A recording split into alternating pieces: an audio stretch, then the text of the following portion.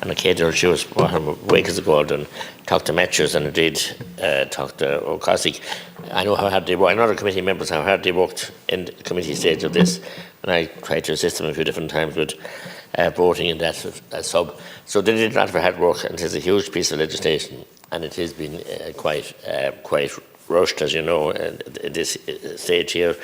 In the Dáil, the whole area of community gardens and community, facilities is hugely important. And I listened to the Montour O'Cosig Freshen, and very interesting. And he's right in saying that any schools I visit where they have a little community, a school garden, it's of enormous value to the holistic education of the children.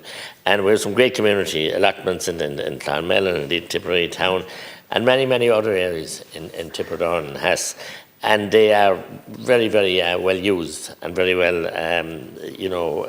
supported.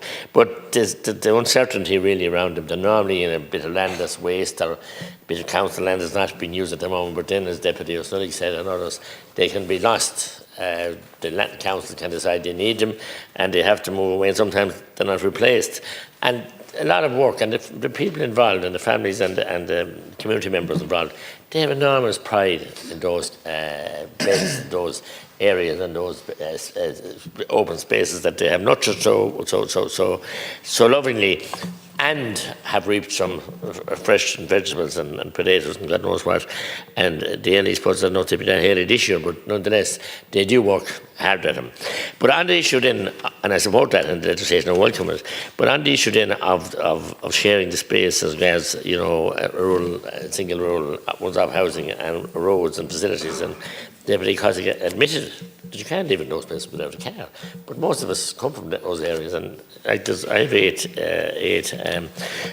five daughters and 3 sons, and they all have to drive cars, and that is the problem.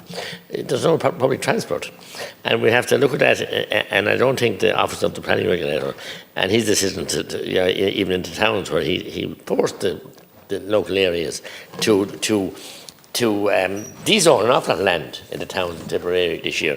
And I think that was the right step, because that land is needed zoned, because they can't build in the country, and there's no houses or enough space being zoned in the towns. I knew there was a scourge for years of too much zoned land, but that was then, and this is now different times. But as regards the cycle lanes, you've plenty of time.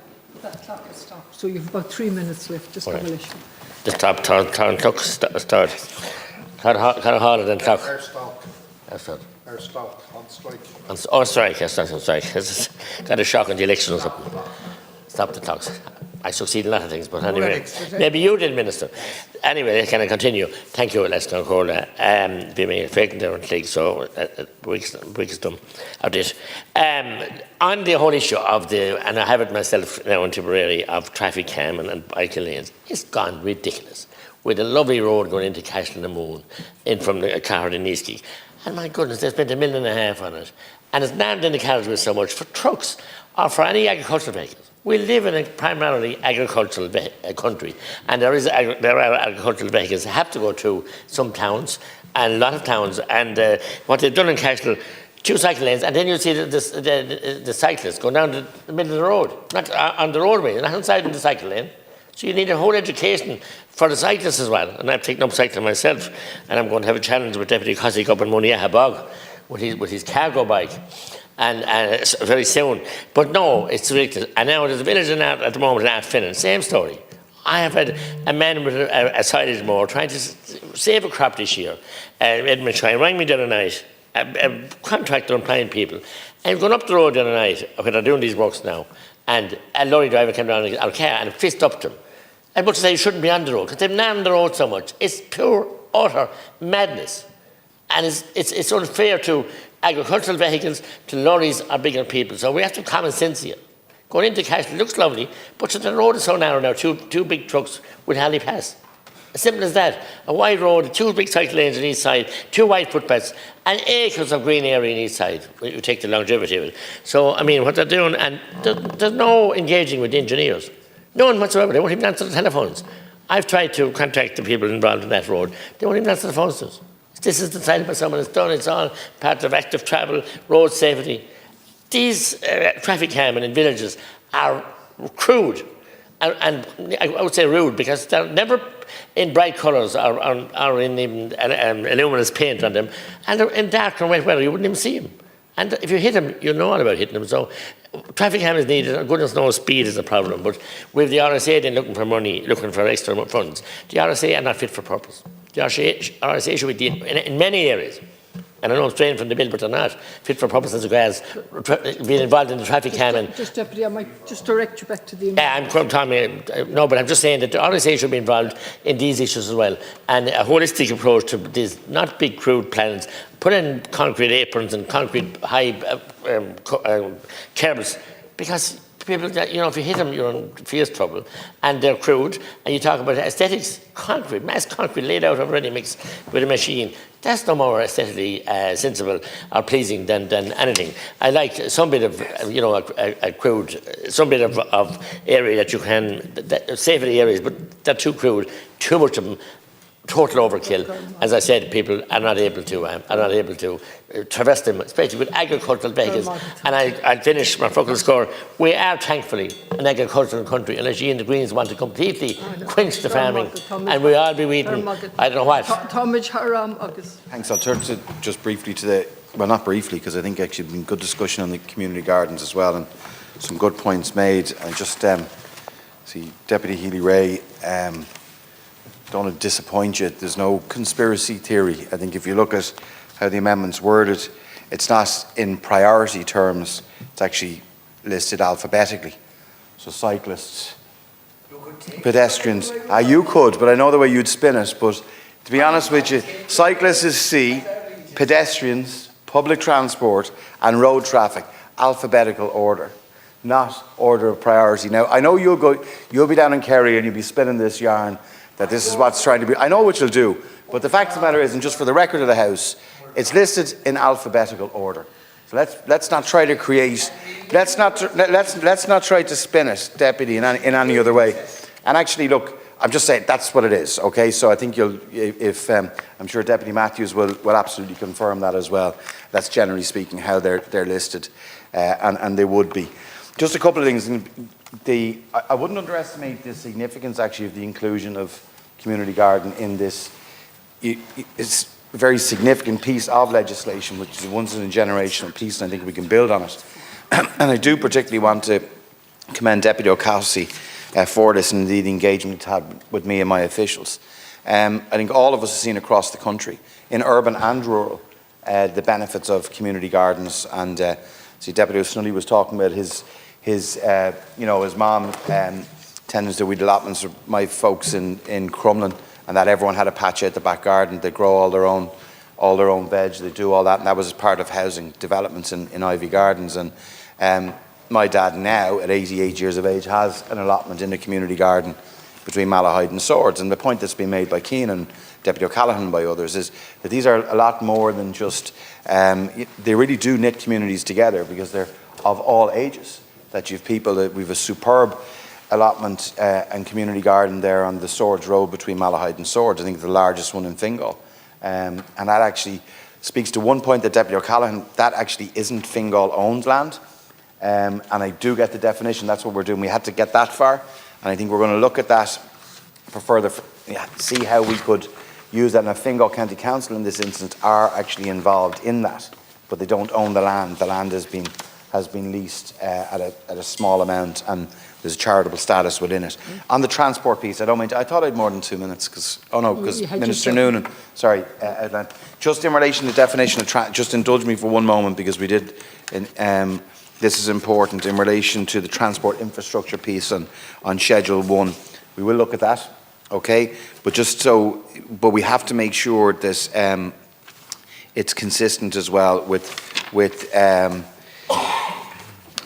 that Schedule 1 isn't contrary to any other transport acts, okay? So cyclists right now are classed as road traffic, by the way. So, but I do take the point, and just to reiterate again, there's no, I think in relation to the community garden piece, I do want to commend Deputy O'Casey in particular. It's very important, because these are important pieces of community infrastructure. You'll get another 2 minutes. I think we can build on that.